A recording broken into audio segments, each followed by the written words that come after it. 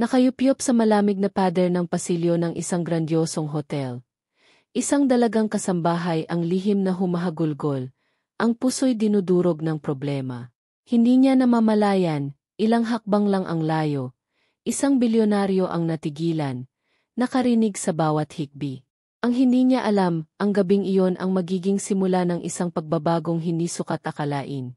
Dahil kinabukasan, gagawa ang bilyonaryo ng isang bagay na halos hindi ka panipaniwala. Ito ang kwento kung paano ang isang sandali ng kalungkutan ay nagbukas ng pinto sa hindi inaasahang kabutihan. Si Lina Santos, 22 kaong gulang, ay pilit pinipigilan ang sarili habang nasa isang madilim na sulok ng service hallway ng Grand Emperador Hotel. Kakatapos lang ng kanyang shift, at ang pagod sa katawan ay walang-wala kumpara sa bigat na nararamdaman niya sa dibdib. Ang cellphone sa kanyang kamay ay tila isang bloke ng yelo, matapos ang tawag mula sa kanyang tita Mila sa probinsya. Lina, anak, ang nanay mo, kailangan na talagang opeyahan. Lumalala na ang sakit niya sa puso. Ang mga salitang iyon ay paulit-ulit na umuugong sa kanyang isipan, kasabay ng halagang sinabi nito na katumbas ng ilang taon niyang sahod. Saan siya kukuha ng ganoong kalaking halaga? Ang sahod niya bilang housemaid, kahit idagdag ang kaunting natitipid, ay halos hindi sumasapat sa pang-araw-araw na pangangailangan ng pamilya, ang gamot ng ina na si Aling Belen, at ang baon ng dalawa niyang nakababatang kapatid, sina Marco at Lisa, na kapwa masisipag mag-aral at puno ng pangarap. Ang mga pangarap na iyon, unti-unti niyang binibitawan. Ang mga luhang kanina pa niya kinikimkim ay walang awang bumalong mula sa kanyang mga mata, dumadaloy sa kanyang pisngi. Niyakap niya ang kanyang mga tuhod, ang katawan ay nanginginig. Diyos ko, tulungan niyo po ako, bulong niya sa pagitan ng mga hikbi, ang boses ay basag. Pakiramdam niya, nag-iisa siya sa mundo. Pasan ang isang problemang walang solusyon. Bawat butil ng luha ay may dalang tanong. Paano na ang kanyang pamilya? Paano na ang pangako niya sa yumaong ama na alagaan niya sila? Hindi niya namalayan, ilang metro lamang ang layo, sa likod ng isang malaking halamanan sa pasilyo, ay may isang taong natigilan sa paglakad. Si Ginoong Ricardo de Leon, o Ari, sa mundo ng korporasyon, ay papunta na sana sa kanyang penthouse suite matapos ang isang kahimik na hapunan. Kilala bilang isang matigas at sobrang pribadong tao, bihirang may makapukaw sa kanyang atensyon maliban sa negosyo. Ngunit ang tunog ng pigil na pag-iya, isang tunog ng purong kalungkutan, ay tila tumusok sa kanyang pandinig at umabo sa kaibuturan ng kanyang puso, isang pusong matagal nang namanhi. Huminto siya. Hindi niya makita kung sino ang umiiyak. Tanging ang anino lamang ng isang nakayukong babae. Ngunit ang bigat ng kalungkutang iyon ay palpable. May kung anong pamilya sa tunog na iyon. Isang bagay na nagpaalala sa kanya ng mga panahong sinubukang kalimutan. Isang kurot ng awa, isang damdaming bibihira niyang maramdaman, ang gumapang sa kanyang dibdib. Hindi siya lumapi. Hindi nagsalita. Matapos ang ilang sandali, nagdatuloy siya sa paglakad. Ngunit ang imahe ng anino at ang tunog ng mga hikbi ay tila nakaukit na sa kanyang isipan. Hindi niya pa alam, ngunit ang gabing iyon, at ang mga luhang iyon, ang magiging mitsa ng isang desisyong babago, hindi lang sa buhay ng dalaga, kundi pati na rin sa sarili niyang pananaw. Si Lina Santos ay larawan ng tipikal na Pilipinang ana. Lumaki siya sa simpleng pamumuhay sa isang maliit na barangay sa Quezon. Ang amoy ng sinaing at tuyo sa umaga, ang tunog ng mga alon, at ang mga pangaral ng magulang ang humubog sa kanya. Ngunit maagang kinuha ng karamdaman ang kanyang ama, na nag-iwan kay Aling Belen, na mag-isang itaguyod ang pamilya. Bilang panganay, maagang namulat si Lina sa responsibilidad. Ang pangarap niyang maging guro ay pansamantalang isinantabi. Dala ang kakarampot na ipon at pag-asa, sumuong siya sa Maynila. Ang Grand Emperador Hotel ang naging kanlungan niya.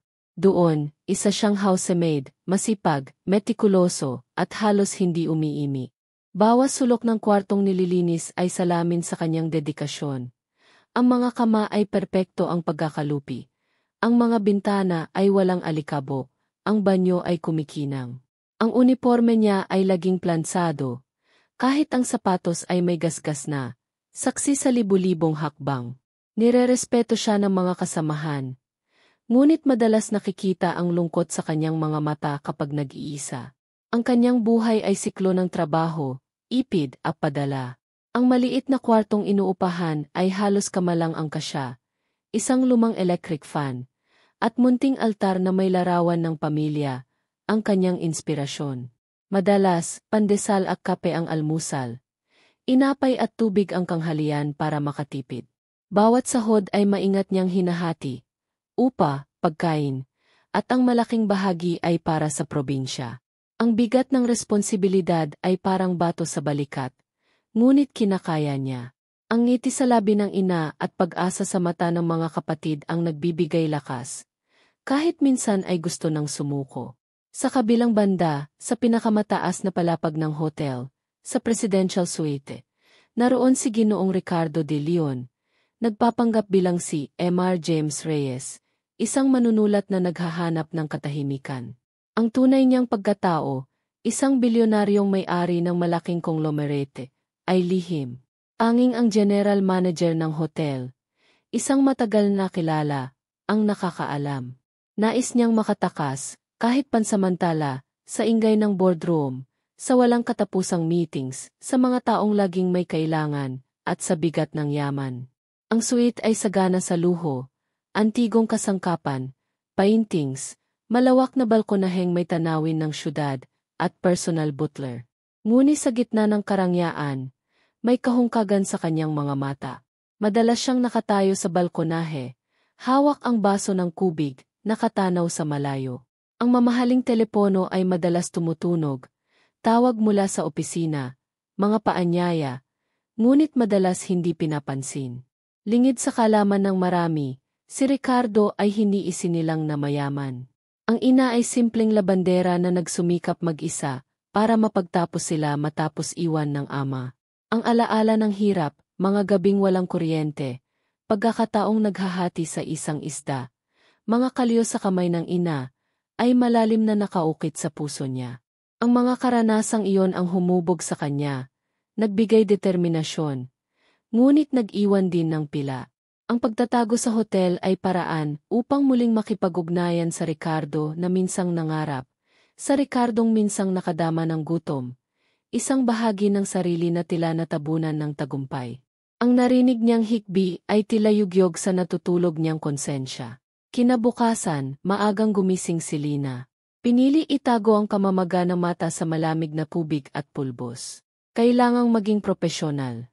Nagdasal siya bago umalis. Para kay inay, para kina Marco at Lisa, ang kanyang mantra. Sa araw na iyon, kasama sa listahan ng lilinisin ang Presidential Suite ni Mr. Reyes. Habang tinutulak ang cleaning cart sa pasilyo ng EA floor, naramdaman niya ang kaba. Ang EA guests ay madalas maselan, maraming hinihingi. Kumatok siya ng 3 beses bago dahan-dahang binuksan ang pinto. Housekeeping po, mahina niyang sabi. Naabutan niya si Mr. De Leon na nakaupo sa armchair malapit sa bintana. Nagbabasa, may tasa ng kape sa tabi. Good morning po, sir. Magsisimula na po akong maglinis, sabi ni Lina, bahagyang nakayuko, ang mata ay sa sahig. Tipid na tango lang ang isinagot ni Mr. De Leon. Ngunit ang kanyang mata ay napako sa bawat kilos ng dalaga. Naalala niya ang anino at hikbi kagabi. Ito na kaya iyon. Pinagmasdan niya si Lina ng palihim, ang maingat na pag-aalis ng alikabok, ang paraan ng pagpapagpag ng unan, ang sistematikong paglilinis. Nakita niya ang bakas ng pamumula sa gilid ng mata nito, ang halos di mahalatang panginginig ng labi. At napansin ang kupas na sapatos nito, malinis ngunit lumana. Isang di maipaliwanag na koneksyon ang naramdaman. Ang dalagang ito, sa simpleng uniforme at tahimik na pagtatrabaho, ay may dalang bigat na pamilyar sa kanya. Ayos ka lang ba, Hiya? Biglang tanong ni Mr. De Leon. Ang boses ay mas malumanay kaysa karaniwan, na ikinagulat maging ng sarili niya. Natigilan si Lina. Napatuwid. Bihira siyang kausapin ng bisita maliban kung may iutos. Oo po, sir. Ayos lang po. Salamat po, sagot niya, nagtataka ngunit magalang, pilit ngumingiti. Sigurado ka. Mukhang may malalim kang iniisip, dagdag ni Mr. De Leon. Ang mata ay may bahid ng di maipaliwanag na pag-aalala. Napayuko si Lina. Medyo pagod lang po siguro, sir. Marami lang pong kailangang asikasuhin, sagot niya, umiiwas ng tingin. Ayaw maging paksa ng usapan. Gusto lang tapusin ang trabaho. Ngunit ang simpleng pag-alala ng estranghero, na mayaman at tila mula sa ibang mundo, ay nag-iwan ng munting inis sa nanlalamig niyang puso. Hindi niya alam na ang maikling pagtataggo, at ang luhang narinig ng bilyonaryo, ang simula ng kabanatang puno ng di inaasahang biyaya. Habang nagpapatuloy si Lina sa paglilinis, hindi maalis sa isip ni Mr. De Leon ang imahe ng dalaga. Ang mata na may bakas ng kalungkutan, ang kamay na bahagyang nanginginig, ang kupas na sapatos. May malakas na puwersang nagtulak sa kanya na kumilos, gumawa ng bagay, kahit labag sa kanyang pagiging distansyado. Ang alaala ng ina, na minsan ding nagsakripisyo, ay biglang bumali. Bago siya umalis, para sa kunwaring meeting, na sa katotohanan ay paglalakad sa kalapit na parke, para makapag-isip, may ginawa si Mr. De Leon. Maingat, kumuha siya ng ilang piraso ng tig-1,000 piso. 5 piraso. Isang halagang alam niyang malaki para sa ordinaryong empleyado. Pagkatapos, maingat niyang isinilid sa ilalim ng notepad ng hotel sa bedside table. Ginawa niya ito nang walang nakakakita, isang sikreto. Marahil isang bugso ng damdamin, paraan upang maibsan ang lungkot na nakita niya. Nang bumalik si Lina sa suwaite para tapusin ang paglilinis, partikula sa bedroom, napansin niya ang dulo ng perang papel sa ilalim ng notepad. Kumunot ang noo. Maingat inangat ang notepad at nakita ang 5 malulutong na tig-1,000 piso. Nanlaki ang mata. Baka nagkamali lang ang guess. Baka naiwan.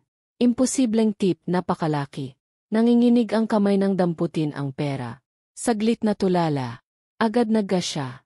Lumabas ng suite at halos takbuhin ang papunta sa opisina ng housekeeping supervisor. Si Aling Rosie, isang mabait at mas nakatatandang kasamahan. Aling Rosie, tingnan niyo po ito.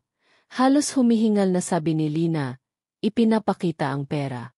Naiwan po yata ito ng guest sa presidential suite. Kay Mr. Reyes. Ang laki po. Tiningnan ni Aling Rosie ang pera.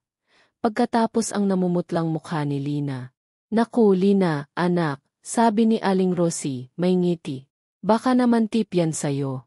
Kilala yang si Mr. Reyes, medyo matagal na yan dito, at palaging bukas ang palad niyan. Pero ito nga, mas malaki kaysa karaniwan. Tinitigan ni Aling Rosie si Lina. Sa tingin ko, para sa'yo palagayan. Siguro na-appreciate niya ang serbisyo mo. Hindi pa rin lubos makapaniwala si Lina. Ganito kalaki. Para sa kanya. Ang halagang iyon ay halos kalahati ng buwanang sahod. Sapat para sa gamot ni Aling Belen, o baon ng kapatid. Isang malaking tinik ang tila nabuno sa dibdib. Luha ay muling namuo, ngayon ay luha ng pasasalama. Salamat po Lord, bulong niya. Nagbasalamat sa Diyos, sa di kilalang kabutihan ng panauhin. Ang simpleng kabaitan ay nagbigay pag-asa. Hindi niya alam, ang Mr. Reyes ay ang bilyonaryong naantig sa kanyang hikbi. Sa mga sumunod na araw, nagpatuloy ang pattern. Tuwing nakaduty si Lina sa presidential suite, palaging may aksidenteng naiiwan, si Mr. De Leon, halagang sapa para makatulong kay Lina. Minsan, may kasamang fruit juice na hindi niya naubos o prutas na hindi niya pala gusto. Simpleng bagay, ngunit para kay Lina, malalaking biyaya. Napansin ni Mr. De Leon, sa tahimik na pagmamasid, ang unti-unting pagbabago kay Lina. Ang dating laging nakayuko ay paminsan-minsan nang nag-aangat ng tingin. Ang dating blangkong ekspresyon ay napalitan ng ningning ng pag-asa. Hindi pa rin palakibo, ngunit ang salamat po, sir ay may munting, nahihiyang ngiti. Sinimulan ni Mr. De Leon na kausapin si Lina ng mas madalas. Simpleng tanong. Mukhang mas maganda ang gising mo ngayon, hiya, sabi niya minsan, habang nagpapanggap na abala. Opo, sir. Salamat po, sagot ni Lina mas kampante. Maganda po kasi ang sikat ng araw. Pagasaan ka nga ulit sa probinsya? Tanong niya sa ibang pagkakataon. Sa Quezon po, sir, sagot ni Lina, medyo nahihiya pa rin. Malapit po kami sa daga. Maganda po doon, sir, tahimik, maraming puno ng nyog. May pamilya ka pa roon, hindi ba? Opo, sir. Ang nanay ko po at 2 kapatid. Sila po ang inspirasyon ko. Dahil sa patuloy na kabaitan ni Emma Reyes, unti-unting gumaan ang loob ni Lina.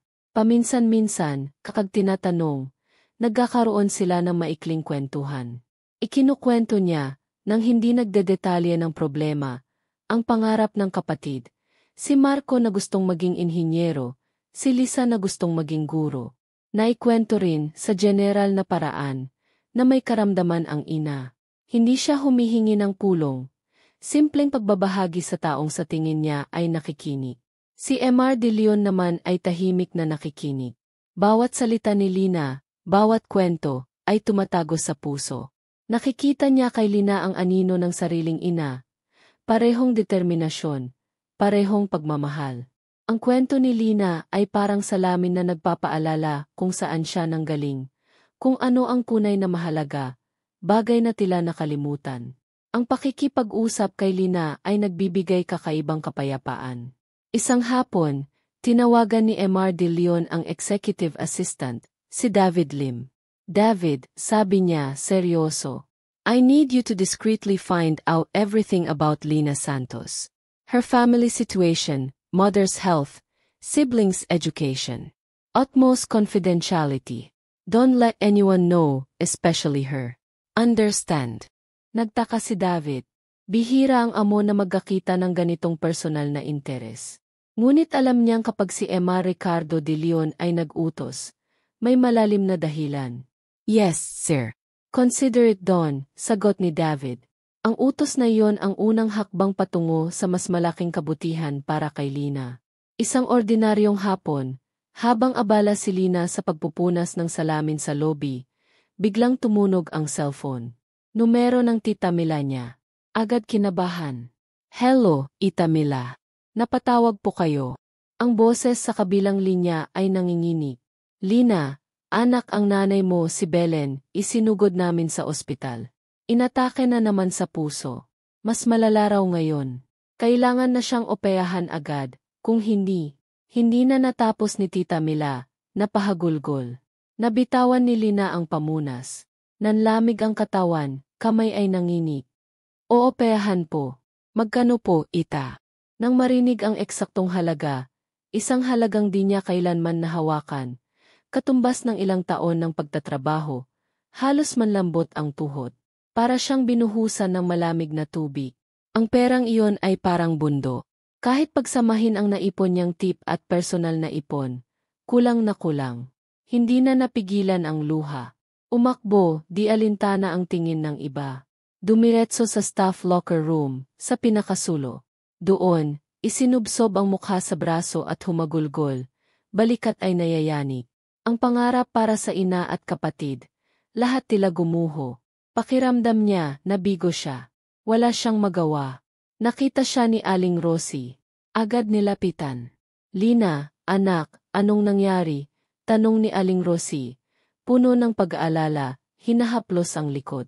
Sa pagitan ng higbi, naikwento ni Lina ang sinapit ng ina. Ang agarang operasyon, ang malaking halaga, ang kawalan ng pag-asa. Pakiramdam niya ay nasa dulo na siya ng bangin. Samantala, sa presidential suite, dumating si David Lim. Inabot ang folder kay Emar de Leon. Sir, here's the report on Ms. Lina Santos. Tahimik na kinuha ni Emar de Leon ang folder. Binuksan.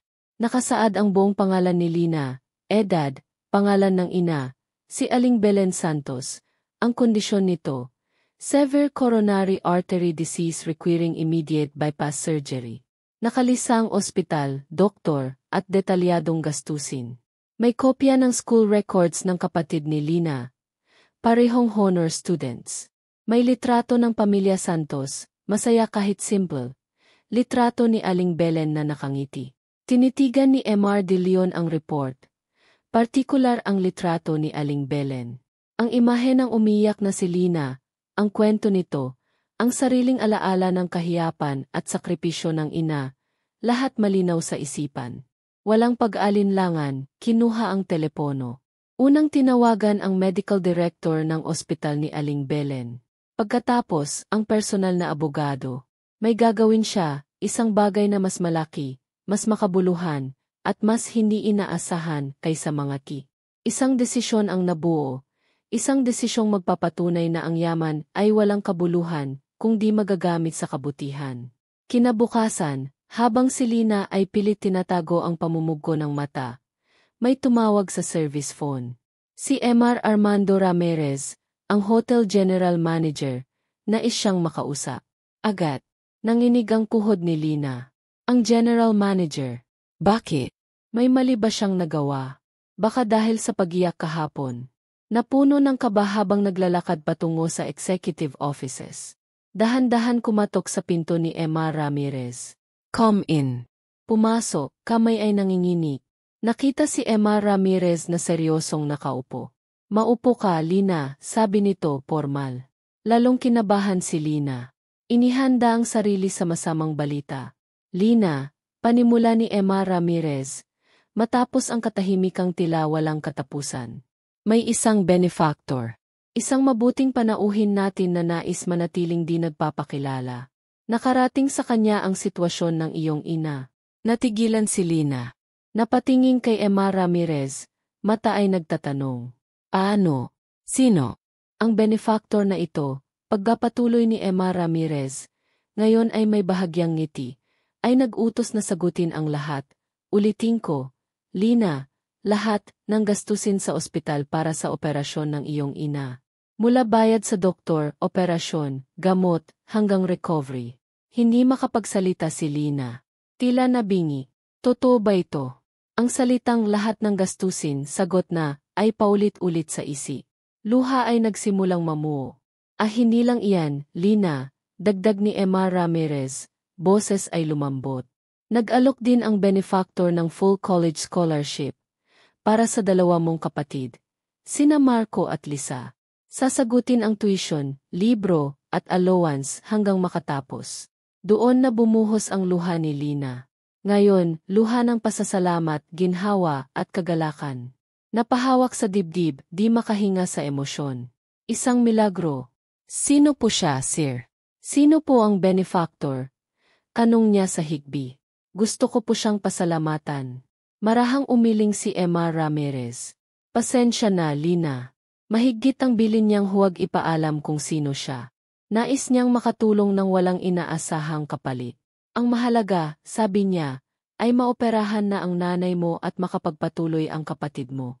Napataki si Lina sa bibig, nanginginig. Isang anghel. Totoong may anghel sa lupa. Paulit-ulit naggasalamat kay Emma Ramirez at sa kung sino mang mabuting tao. Ang bigat na matagal ng pasan ay biglang naglaho, napalitan ng kagaanan, pag-asa, at pananampalataya. Ang Diyos ay di natutulog, gumagawa siya ng paraan. Matapos ang usapan, halos paliparin ni Lina ang sarili papunta sa ospital sa probinsya. Agad nag-file ng emergency leave. Bawat minuto sa biyahe ay tila isang oras. Pagdating, sinalubong siya ng tita Mila at mga kapatid. Lahat may luha ng saya. Ate Lina, sabay na sigaw ng kapatid, niyakap siya. Si nanay, okay na. Sabi ng doktor, matagumpay ang operasyon, bulalas ni Marco. At totoo po ba yung scholarship? Dagdag ni Lisa. Tumango si Lina, napaluha habang niyayakap sila. Totoo lahat. May mabuting taong tumulong. Dahan-dahan pumasok sa recovery room. Nakahiga si Aling Belen, maputla ngunit may mahinang ngiti. Hinawakan ni Lina ang kamay ng ina. Anak, sabi ni Aling Belen, mahina ang boses ngunit puno ng pasasalamat. May anghel na ipinadala ang Diyos. Di ko alam sino siya, pero sinagot niya lahat. Wala na tayong alalahanin sa bayarin. Muling tumulo ang luha ni Aling Belen. Di ko alam paano tayo makakabayad. Niyakap ni Lina ang ina. Huwag na po kayong mag-alala, Nay. Ang mahalaga, ligtas kayo at gagaling. Ipagdasal na lang po natin siya. Sa puso, walang katapusang pasasalamat para sa misteryosong benefactor. Lumipas ang ilang linggo. Mabilis ang paggaling ni Aling Belen. Ang mga kapatid ni Lina ay puno ng sigla, mas determinadong mag-aral. Si Lina, bumalik sa trabaho, ibang Lina na. Ang dating malungkot na mata ay may ningning. Ang dating nakayuko ay taas noo na, may ngiti. Ang bigat na dati niyang pasan ay napalitan ng gaan at pag-asa. Isang umaga, isang buwan matapos ang operasyon, huling araw ni Mr. James Reyes sa hotel. Inatasan si Lina sa final cleaning ng presidential suite. Habang nag-ayos sa study table, napansin ang maliit, eleganteng paper bag. Nakapatong ito, may simpleng puting card. Kinakabahan, kinuha ang card. Sulat kamay ay formal, elegante. Nakasulat, para kay Lina. Sa iyong kasipagan, katatagan, at pagmamahal sa pamilya, ikaw ay inspirasyon. Huwag susuko sa pangarap. Ang munting alaalang ito ay simbolo ng bagong simula. Isang kaibigan. Nanginginig ang kamay habang binubuksan ang paper bag. Sa loob ay maliit na asul na kahon. Sa loob, nakahimlay sa unan, ay napakagandang silver na kwintas na may pendant na hugis bituin. Kumikisla. Sa sandaling iyon, hawak ang kwintas, binabasa muli ang card, may naramdamang kakaiba. Malakas na kutob. Ang piraso ng palaisipan ay nabubuo. Ang aksidenteng tip, prutas at juice, pangungumusta, interes sa pamilya, at ngayon, ang tulong at regalo. Dali-dali siyang lumabas ng suete, hawak ang kwintas. Sakto namang nasa reception si Mr. De Leon, alias Mr. James Reyes, kasama si Mr. Ramirez, nag-check out. Mula sa di kalayuan, nagtama ang kanilang mata. Ngumiti si Mr. De Leon, maliit, halos di mahahalata. Ngunit napakabait, sinsero, at puno ng pag-unawang ngiti. Marahan itong tumango. At sa isang iglap, naintindihan ni Lina ang laha. Siya. Si Mr. Reyes. Ang tahimik na bisitang laging nagpapakita ng kabaitan, siya ang anghel. Siya ang benefactor. Siya ang nagligtas sa ina. Siya ang nagbigay pag-asa. Napuno ng luha ang mata. Hindi luha ng kalungkutan, kundi ng labis, sukdulang pasasalamat, pagkamangha at paghanga. Walang salitang lumabas. Mula sa kinatatayuan, mata lang ang nagsalita. Ibinuka ang labi at walang boses na sinabing maraming salamat po. Nakatingin diretso kay Mr. De Leon, puso'y umaapaw. Nakitang muling tumango ito, bago kuluyang kumalikod at nawala. Mahigit hinawakan ni Lina ang kwintas na bituin. Simbolo ng pag-asa, kabutihan, at di inaasahang koneksyon na nagpabago sa buhay niya at pananaw. Tuluyan nang gumaling si Aling Belen. Nakauwi na sa probinsya, mas malusog. Sina Marco at Lisa ay nakapasa sa entrance exam sa Maynila. Bit-bit ang inspirasyon ng scholarship. Masigasig nag-aral. Si Lina ay nagpatuloy sa trabaho. May bagong ningning sa mata at ngiti sa labi. Ang bigat na pasan ay napalitan ng inspirasyon. Madalas hipuin ang bituing kwintas, paalala na sa gitna ng dilim. Laging may sisikat na bituin ng pag-asa.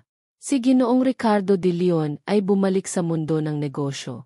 Ngunit ang ilang linggong pamamalagi, ang pagkakarinig sa hikbi ni Lina, ang usapan nila, ang desisyong tulungan ito, lahat nag-iwan ng malalim na marka. Ang katahimikang hinahanap ay natagpuan hindi sa luho, kundi sa simpleng pagtulong. Mas naging malambot ang puso, mas naging aktibo sa kawanggawa, lihim na nagtayo ng foundation para sa nagsusumikap na pamilya at kabataang kapos, inspirasyon ang katatagan ni Lina. Ang kabutihang ipinakita ay nagbunga ng mas marami pang kabutihan. Ang kwento ni Lina at Ginoong Ricardo de Leon ay paalala sa laha. Paalala sa kapangyarihan ng pakikinig, hindi lang sa salita, kundi sa hikbi at katahimikang puno ng kahulugan. Paalala na ang simpleng kagpansin sa kapwa, ang pag-unawa sa pasanin, ay maaring magbunga ng kabutihang makapagpapabago ng buhay. Ang pakikipagkapwa-tao, bayanihan, kabutihang loob ito ang sinag ng liwanag na nagbibigay kulay at pag-asa. Minsan, ang anghel ay di bumababa mula sa langit. Sila ay ordinaryong taong may kakayahang makita ang pangangailangan at handang magbigay, kahit tahimik.